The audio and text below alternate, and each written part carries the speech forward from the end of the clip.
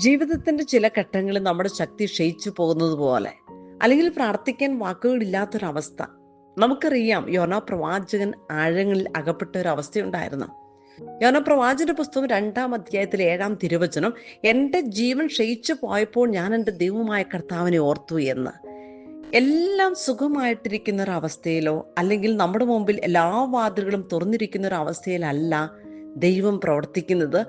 നമ്മുടെ മുമ്പിൽ എല്ലാം അവസാനിച്ചു എന്ന് തോന്നുന്ന സമയത്ത്, മരുഭൂമിയിൽ ഏകാന്തമായി ഒറ്റയ്ക്ക് നിൽക്കുന്നൊരു വൃക്ഷത്തെ പോലെ ആയിരിക്കുന്ന സമയത്താണ് ദൈവം നമ്മുടെ ജീവിതത്തിലേക്ക് കടന്നു വരുന്നത്. കാരണം നമ്മുടെ വേദന ഒരിക്കലും അവസാനമല്ല. നമ്മൾ പ്രാർത്ഥിച്ചിട്ട് കിട്ടാത്ത കാര്യങ്ങൾ ദൈവം നമുക്ക് മുമ്പിൽ നിരാകരിക്കുന്നതല്ല, മറിച്ച് ദൈവം നമ്മളെ ഓർക്കുന്ന സമയം, നമ്മൾ ഹൃദയത്തിൽ നിന്ന് ദൈവത്തെ വിളിക്കുന്ന നിമിഷം, ആ പ്രാർത്ഥന സ്വർഗത്തെ സ്പർശിക്കുന്ന പ്രാർത്ഥനയാണ്. യോനാ പ്രവാചകനോട് ദൈവം പറയുന്നൊരു കാര്യമുണ്ട്: നിന്റെ സാഹചര്യത്തിലോട് നീ കൽപ്പിക്കുക, അതിൽ നിന്ന് നീ കടന്നു വരിക.